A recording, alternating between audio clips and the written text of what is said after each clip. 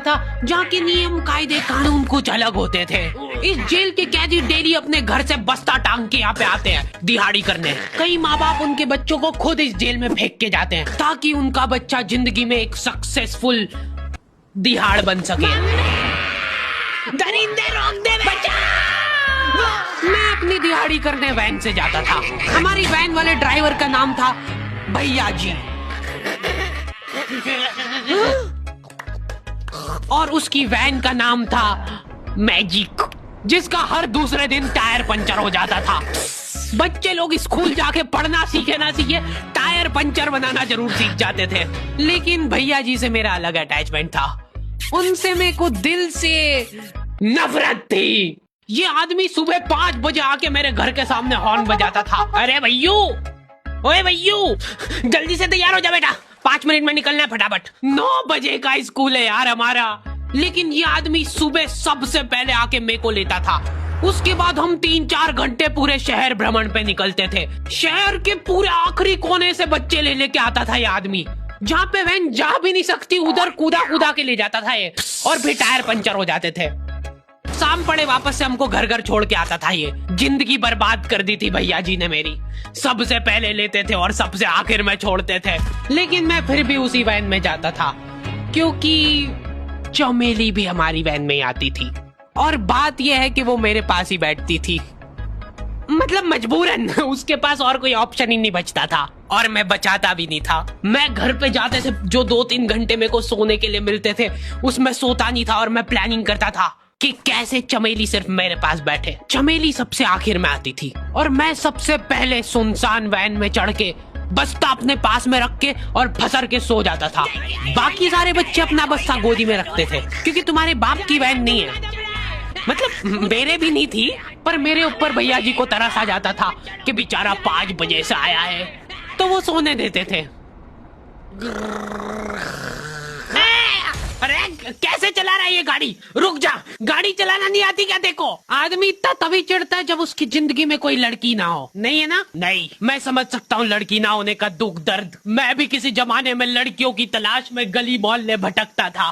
फिर एक दिन मेरे पास से वो निकली। जैसे ही मैंने हैपन खोल के देखा, उसकी आईडी मेरे फोन पे चमक रही थी। हैपन ये एक रियल लाइफ डेटिंग ऐप है। यहाँ पे तुमको वो लोग मिलेंगे जो तुम्हारे आस पड़ोस से निकले हो कभी ना कभी। 100 किलोमीटर दूर रहने वाले लोगों से बात करके फायदा ही क्या जब तुम मिल ही ना पाओ। और अगर तुम्हारी घिनौनी शक्ल देख के यहाँ पे तुमसे कोई प्यार मोहब्बत नहीं भी करता है तो तुम फ्रेंडशिप तो कर ही सकते हो फिर भी। So go and check it out happen. Link is in the description. लेकिन मैं सोता नहीं था। मैं आंख बंद करके चमेली के घर का इंतजार करता था। तो क्योंकि चमेली आखिरी में आती थी तो वैन पूरी पैक पुक हो रखी होती थी, बच्चे बाहर उबल रहे होते थे और मैं अपना बस्ता पास में रख के एक्टिंग देखो एक्टिंग। और जैसे ही वो आती थी, हड़बड़ाना नहीं, ऐसे टाइम पे हड़बड़ाते नहीं है कि फटाफट बैग उठाया और आओ इधर बैठो जल्दी। मत करना ये हरकत, भाग जाएगी वो। ठरक नहीं झलकना चाहिए जरा सिक भी, एकदम सटल रखना है। क्या हुआ? और कहीं जगह नहीं है क्या? तेरे मुंह में मूत दूंगा मैं। अच्छा ठीक है, इधर ही बैठ जाओ। देख रहे हो एक्टिंग, देखो तुम लौंडे की। न जाने कौन सी नशीली खट्टी मीठी खुशबू लगा के आती थी चमेली।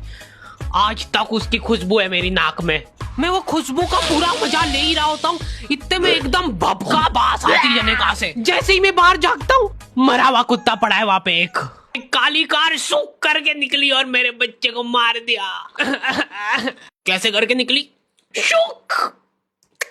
ऐसे नहीं निकली थी, मैं यहीं पे खड़ा था, वो कार आई थी और जैसे ही वो बच्चा नीचे आया तब वो खड़ा, वो बच्चा चिल्लाया और फिर कार शुक करके भाग गई। उधर कुछ बच्चे ऑटो रिक्शा से भी आते थे स्कूल।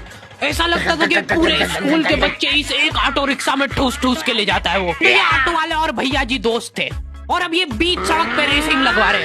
इनकी गाड़ियां उबला रही है बच्चों से, मैं फिर भी नहीं मान रहे ये लोग। जीतूंगा। स्कूल जाके वो पीछे मुलट के देख रहा है तो एक बच्चा नहीं बचा उसके ऑटो रिक्शा में। हमारे भैया जी बेचारे पीछे से उनके गिरे हुए बच्चों को उठा उठा के ला रहे थे। ये सब हरकतें करके हम लोग जैसे तैसे कैद खाना पहुंच जाते हैं। सुबह 5 बजे से निकलने के बावजूद हम लोग लेट पहुंच रहे हैं। वहाँ पे पहुंच के हमने देखा कि 4 लौंडे मरे हुए पड़े हैं। जिनको डॉन ने मारा है। डॉन हमारे स्कूल की इंचार्ज थी। डॉन का कद छोटा था और पेट मोटा था, और आश्चर्य की बात यह है कि समय के साथ उसकी हाइट कम हो रही थी। मतलब बड़े नहीं बड़े वो चलता है एक बार को, पर इसकी कम हो रही थी। डॉन बहुत स्ट्रगल करके कार से स्कूल आती थी खड़े होके, क्योंकि बैठ जाए तो उसको सामने की सड़क नहीं दिखती थी। वो अलग बात है, खड़े होके भी पूरा नहीं दिखता था। हर रोज 2-4 कुत्ते कुचलते हुए आती थी वो। फिर मेरे को समझ आया कि रास्ते में जो कुत्ते दिखे थे वो डॉन इस कैद खाने में छत पे बैठी रहती थी स्नाइपर लेके। कोई भी कैदी कुछ गलत गतिविधि करता हुआ दिखता था तो वहीं पे, मैडम इनकी लाश का क्या करना है? अरे ये तो आपको पता ही है। कहाँ रह गए थे यार झमू दीदी? फटाफट ये खून वून साफ करो। झमू दीदी बुलेट से स्कूल आते थे और ये अफवाह फैली हुई थी पूरे स्कूल में कि उनके घर पे मर्सिडीज भी है। लेकिन झमू दीदी हम्बल रहना पसंद करते हैं। ऐसा कहा जाता था कि ये स्कूल ऑन पेपर झमू दीदी के नाम पे ही है, पर वो हम्बल रहने के लिए यहाँ पे झाड़ू पोछा लगाती है। वैसे मैडम इन्होंने करा क्या था? गैर कानूनी पेन फाइट का सट्टा खेलते थे ये लोग क्लास में। उससे मेरे को प्रॉब्लम नहीं है, मेरे को क्यों नहीं? हाँ, हमारी क्लास में पेन फाइट का सट्टा चलता था। हमारे इधर जो लौंडा पेन फाइट में जीतता था, सामने वाले का पेन उसका हो जाता था। कुछ बच्चे अपना सब कुछ दांव पे लगा देते थे और कर्जे में डूब जाते थे। फिर भी वो लोग हार नहीं मानते थे और अपने दोस्त से पेन उधार लेके खेलते थे और वापस हार जाते थे। तो अब क्लास में कुछ बच्चों के पास पोटला भर के पेन पड़ा है और कुछ बच्चों के पास पेन ही नहीं है। पेन इस कैद खाने की करेंसी थी। जिसके पास जितने महंगे पेन वो उतना रईस। यहाँ पे ब्लैक में पेन इधर उधर होते थे। नॉर्मल लोगों के पास होते थे 5 रुपए वाले जीफी जेल, जो कि तुम एक पन्ने पे लिखोगे तो पीछे 10 पन्ने तक छप जाएगा। और उनसे भी गए बीते लोग होते थे जो 3 रुपए वाला यूज एंड थ्रो लेके आते थे और उससे भी उनकी अच्छी राइटिंग आ जाती थी। बहुत चिढ़ मचती थी यार मेरे को उनसे। और कुछ चुनिंदा रईस लोग होते थे जिनके पास होता था ट्राईमैक्स। हर बच्चे का सपना होता था कि उसके पास एक ट्राईमैक्स हो, साथ में आसपास 2-4 लड़कियां हो। मेरे को प्लीज मेरे को यहाँ पे ऑटोग्राफ दे दो। ये लो ट्राईमैक्स किंग के। ये ट्राईमैक्स क्या बात कर रही है? सही में एकदम रईस लोग ही अफोर्ड कर पाते थे ट्राईमैक्स। वो बाबड़े भी एक एक अक्षर लिख के रिफिल खोल के देखते थे। खाली हो रही है तो एक बार एक रईस बच्चे का ट्राईमैक्स चोरी हो गया। पूरे स्कूल में हाहू मच गई थी। वो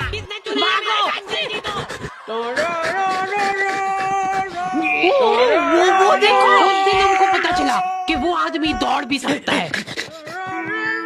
हमारे स्कूल में कुछ भी कांड हो रहा है, ये आदमी सबसे पहले दौड़ के आएगा। पूरा बैग खोल चोर, और बच्चों के बैग चेक करेगा। स्कूल वालों को भी इसकी सैलरी देते वक्त सबसे ज्यादा आग खरती है। सैलरी किस चीज की? इस आदमी की शक्ल देख के ऐसा लगता था कि ये स्पोर्ट्स की आड़ में वैन वालों के साथ मिलके बच्चों की स्मगलिंग करता है। इस महान आदमी का नाम था भूषण। इसने अपनी जांग पे टैटू करा रखा था, भू अलग जांग पे, सड़ अलग जांग पे। सर कल से खो खो खेलने के लिए कितनी बजे आना है? वो तो बैग चेक करा पहले तू। इन्होंने पूरे कैद खाने के कैदियों को लाइन से खड़ा कर दिया है। पेन हमारी क्लास के बच्चे का गुमा है और पूरे स्कूल में ढूंढ रहे हैं लोग। आखिरी में पता चलता है कि वो बच्चा घर पे भूल के आ गया था उसका पेन।